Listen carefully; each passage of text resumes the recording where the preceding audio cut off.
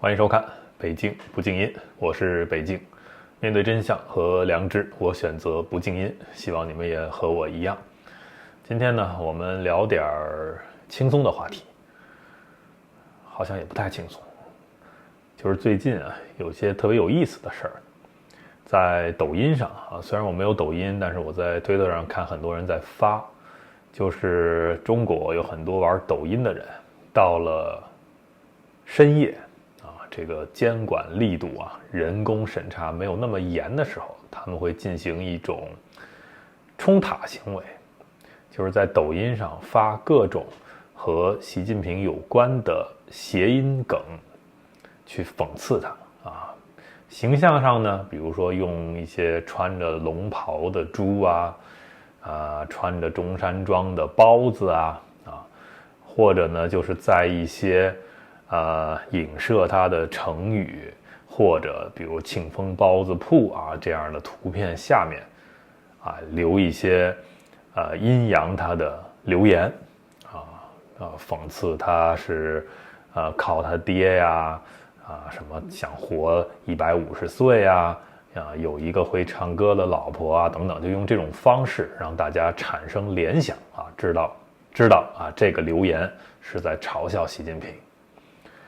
還有各種跟他有關的數字都用來衝塔或者指代習近平，因為你不能直接打習近平嘛你打中文拼音的 XJP 也肯定是被封掉，所以呢有人就打比如说200斤对吧，代表他。有人就打这個1953這是他出生的年份615他出生的這個日期還有很多你比如說2103是吧，這個就是他想活到150歲，那麼他就會在2103年去世最近呢還有一個數字叫123，也用來指代習近平了。這是什麼意思呢？就是習近平的拼音把這個聲母部分 XJP 都去掉，只剩下韻母，就變成了 IN、ING 這麼一個。那這個就是1、2、3這麼個意思，反正就是各種各樣的創造。實際上你看到這些的時候呢，你是有一點點這個啼笑皆非的感覺，好笑嗎？也挺好笑。但是呢，你又真的希望這些衝塔的中國人的認知可以再高一層，就是你只反習近平是沒有用的。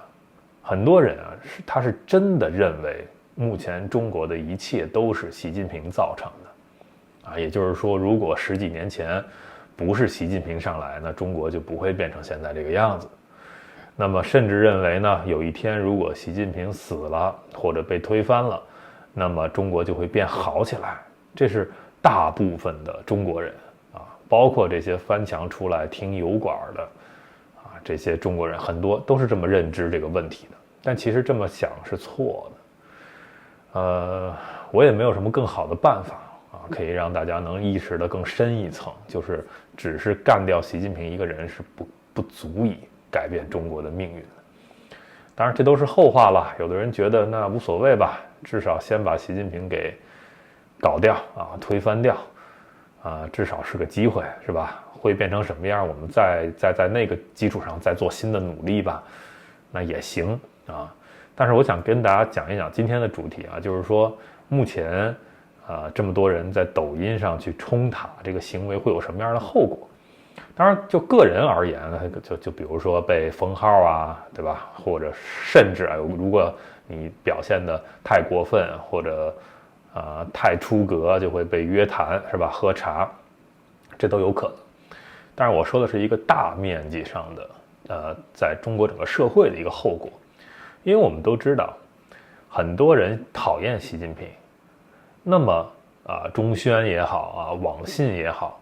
這些部門也知道对吧？也知道你們是在骂習近平。那現在呢，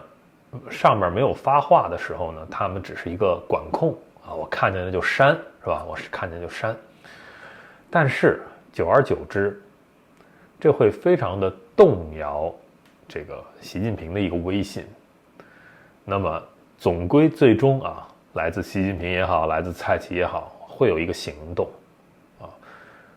名頭很好起。你比如說我們淨化網絡環境，對吧？什么清朗行動等等的，他會找任何一個行動，但實際上是要重塑，就是在他們的語境裡啊，重塑習近平的個人威望。那麼我們都知道，習近平的很多的做法或者這些權謀之術啊，都是在學毛澤東啊，在學那個時代。那有一個很玄學的說法，就是說，這個毛澤東有這個3年大饑荒，是吧？那習近平有3年新冠疫情，而且這個發起的時間都是在他們都是可以對得上的。那麼毛澤東在73歲的時候，66年啊開始了文化大革命，對吧？持續10年。那麼明年2026年就是習近平的73歲啊，也是對應的。那麼習近平在他73歲的時候會發起一個怎麼樣的文革2.0呢？那他不可能再叫文化大革命啊，肯定有一個別的名頭。但其實呢，這是一種我們回看歷史的一個思考方式。但是在1966年文革開始的時候啊，誰也沒想到它會持續10年，對吧？那當時在毛澤東的這個宣傳啊和動員裡，也是說1-2年就解決了嘛，啊，就他會設定一個目標啊，1-2年就解決了。所以後面習近平要搞的事情啊，也會說啊，我們一段時間呢，把這個網絡去清潔一下啊，或者說啊，我們要這個統一台灣啊，正式開始行動啊，等等啊，或者啊，就是最近啊，習近平在說的，要這個共產黨要再一次的這個自我革命啊，是不是？要不然就是亡黨亡國啊，就一些他們體制內的一些講話。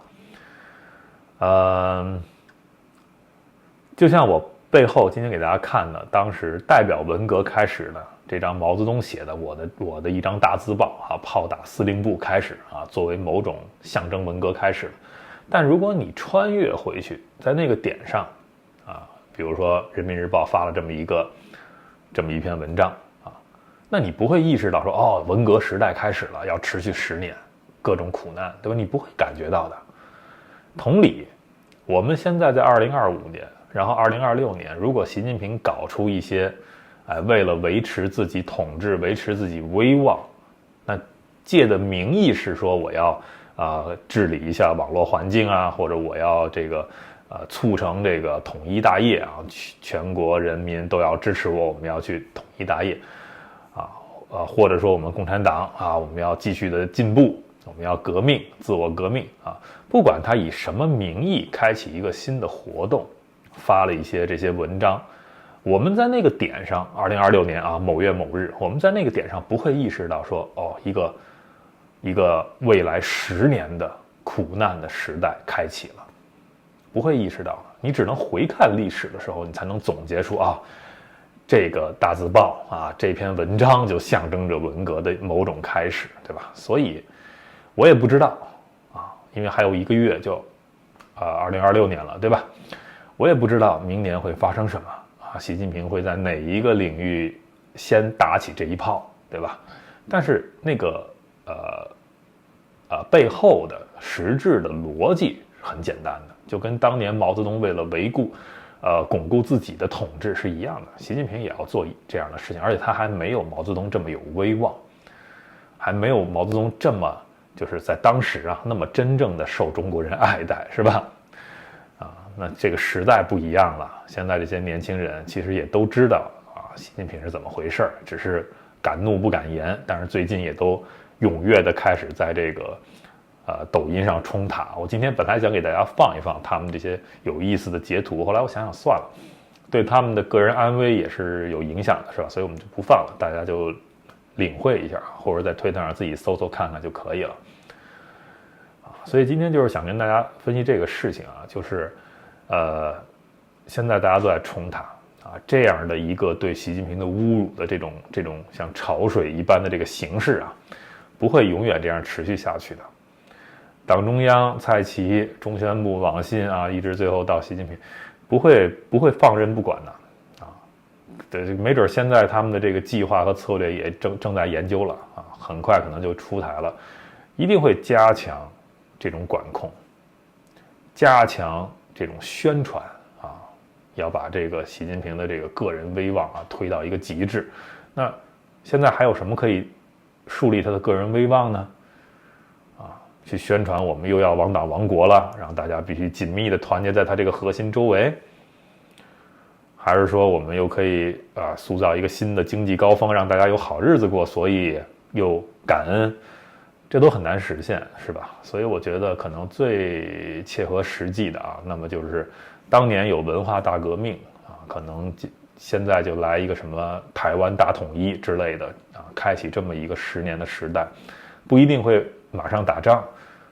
或者小範圍的摩擦，但是可能未來10年的主旋律就圍繞着說我們終究要什麼中华民族偉大復興我們終究要實現祖國統一以一個10年為一個時代，犧牲所有中國人的你的這種物質追求、精神追求，你的各種自由，你的人生的這10年，包括你的下一代就全都毀在這裡，全都圍繞着那一個虛無縹緲的什麼台灣回歸的統一的這些目標，然後去幹國內的一次一次的群眾運动然後去搞這些集權收歸資源讓大家付出代價的事情，所以也算拋磚引玉吧。我的周末爱世界那麼標題現在大家投票比較多的也都是在關心，就是2026年到2036年这10年究竟會發生什麼我們拭目以待吧。我覺得炮打司令部這篇文章，新時代的炮打司令部這篇文章2026年某一個時間點上肯定會出現。感謝收看、訂閱、分享。